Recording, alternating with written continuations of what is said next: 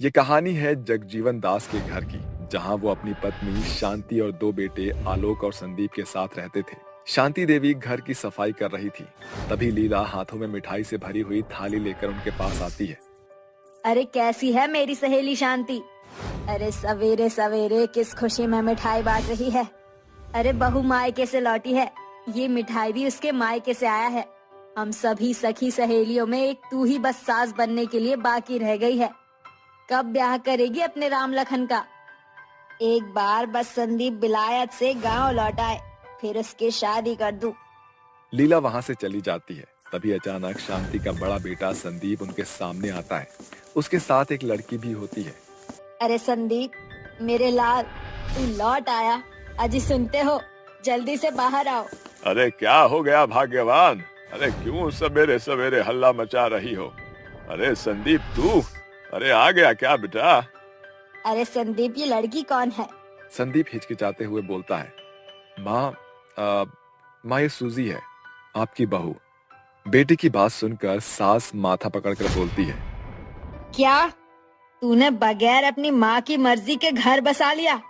और यहाँ मैं सपने सजाए बैठी थी कि तू जब गांव लौट कर आएगा तो गाजे बाजे के साथ धूमधाम से तेरी बारात सजाऊंगी।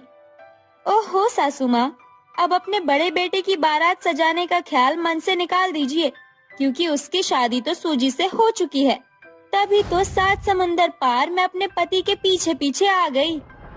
विलायती बहू के सामने सास की बोलती बंद हो जाती है। समय बीतता जाता है, मगर सूजी ससुराल की कोई भी जिम्मेदारी नहीं निभाती। बहू, अरे ओ मेरी विलायती बहू, सास की आवाज सुनाई नहीं दे रही क्या? क्या है सासू माँ, क्यों चिल्लाकर सारा घर सर पर उठाए बैठी हो? अरे जरा ये 2-4 रोटी तो सेक देना, तेरे ससुर जी बुला रहे हैं। नो नो नो सासू माँ, ये मिट्टी के चूल्हे पर मुझसे रोटियां तो दूर, 2 मिनट की मैगी भी नहीं बनेगी। कितना धुआं उठ रहा है यहाँ। मुझे मेरा गोरा रंग काला करना है क्या? बहू अपनी विलायती तेवर दिखाकर कमरे में चली जाती है। बेचारी बूढ़ी सास को अकेले ही सारा काम करना पड़ता है। समय बीतता जाता है और शांति का छोटा बेटा आलोक उसे कहता है, माँ, भाभी ऐसे नहीं समझेगी, उन्हें एक ही तरह से काबू किया जा सकता है। दोनों माँ बेटे फुसफुसाते हैं। कुछ ही दिनों में आलोक की शादी मिर्ची नाम की एक गांव में रहने वाली लड़की से हो जाती है, जिसे देखकर विदेशी जेठानी इतराते हुए बोलती है, ओहो देवर जी, ये कैसी देसी देवरानी से शादी कर ली आपने? अपनी विदेशी भाभी से कहा होता तो मैं 7 समंदर पार से सुंदर देवरानी लाती ना। अरे रे काहे विदेशी जेठानी जी, का कमी है हम में? अरे अच्छा खासा दिखत है, माना कि देहात से है तो इमा का बुराई है। अरे पूरे गांव में हमरे जैसा नाम नाही है कौनों के। मिर्ची नाम है हमरा, मिर्ची।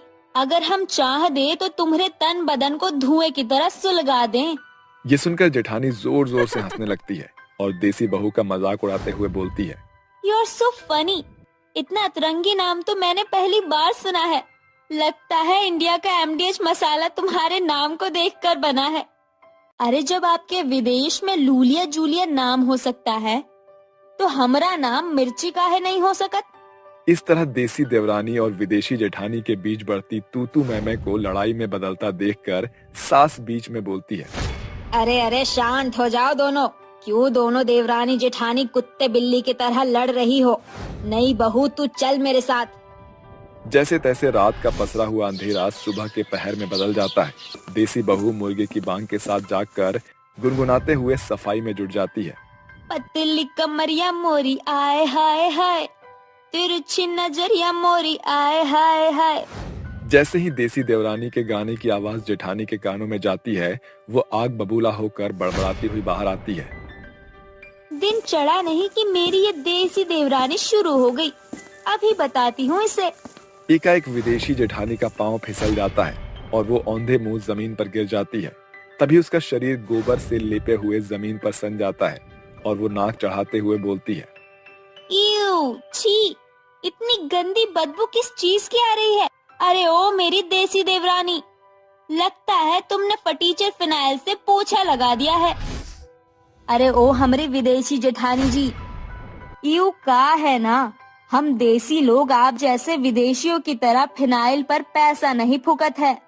गांव देहात के गाय के गोबर से ही घर की लीपापोती होती है ताकि घर में सुख समृद्धि बनी रहे। ओह गॉड, मेरी ये देसी देवरानी कितनी स्टूपिड है। तुम्हारे भेजे में भूसा भरा है क्या? इतना भी नहीं जानती कि फर्श को फिनाइल से साफ करते हैं, ना कि गोबर से। दिन बीतते जाते हैं, जिसके साथ देसी देवरानी और विदेशी जेठानी के बीच खिटपिट बढ़ती चली जाती है। गांव की मिर्ची अपनी जेठानी को हर बात का मुंह तोड़ जवाब देती थी। ऐसे ही एक सुबह, मिर्ची, अरे ओ मिर्ची, मर गई क्या? अरे का हुई गवा जेठानी जी, घनघोर घटा जैसन काहे गरजत हो? अरे इतना समय हो गया है, कहाँ है मेरी कॉफी? कब से वेट कर रही हूँ। ऊ देखो जेठानी जी, ऊ रहा चूल्हा, जाओ जाकर कॉफी बनाओ और पी लो। सुबह सुबह सस्ता नशा कर लिया है क्या? मैं तुम्हारी जेठानी हूँ और तुम मेरी देवरानी। इस नाते तुम मेरी बातों को नहीं टाल सकती, समझी? ठीक बा जेठानी जी, काफी हम बना देते हैं। आप जरा जाकर हमरी कटरीना को नहला दो, बेचारी हमरी भैंसिया कब से बुलाहट दे रही है। Are you out of mind Mirchi? भला मैं क्यों तुम्हारी भैंस को नहलाऊं? आई नो वेरी वेल, ये जानवर बड़े जिद्दी होते हैं। तो फिर अपना काम खुद ही करो जेठानी जी, हाथ पांव चलाओ और खुद से कॉफी बनाओ, वरना 7 समंदर पार से कोनो नौकराओ बुला लो। मिर्ची तुम्हारी मेड नहीं। ये बोलकर देसी देवरानी अपनी भैंस को नहलाने चली जाती है और विदेशी जेठानी फुसफुसाते हुए बोलती है, ये मिर्ची तो बड़ी ही तेज और तीखी है। खैर, इट्स ओके सूजी। दिन बीतते चले जाते हैं। एक शाम की बात है। जेठानी जी, अरे ओ जेठानी, अब क्या हो गया मेरी देसी देवरानी? क्यों बार बार चिल्लाकर बताती हो कि तुम देहाती हो? शुक्र है भगवान का, वरना अभी एक पल के लिए तो हमको ऐसा लगा कि हमारी विदेशी जेठानी 7 समंदर में समा गई। देखो जेठानी जी, जिस दिन से हम देवरानी बनकर आए हैं, अकेले ही काम करत है। अब से एक वक्त का खाना पीना काम काज आप संभालोगी और एक पहर का हम। ये सुनकर जेठानी पांव पीछे करते हुए बोलती है, What? मैं और खाना बनाऊं?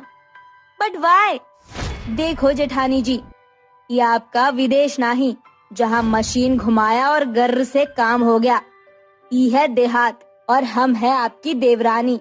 आज से आप काम में हमरा हाथ बटाओ, ना ही तो 7 समंदर पार जाओ। जेठानी अपना हर पैंतरा आजमाती है, मगर इस बार उसका कोई भी दांव देसी देवरानी के आगे नहीं चलता और जेठानी अपने देवरानी के साथ काम करने लगती है। धीरे धीरे उसे ये सब अच्छा लगने लगता है, जिसे देखकर वो बोलती है, मिर्ची, थैंक यू सो मच। भले ही मैंने मजबूर होकर काम करना शुरू किया, मगर अब मुझे ये गांव देहात और अपनी देसी देवरानी का साथ दोनों बहुत अच्छे लगने लगे हैं।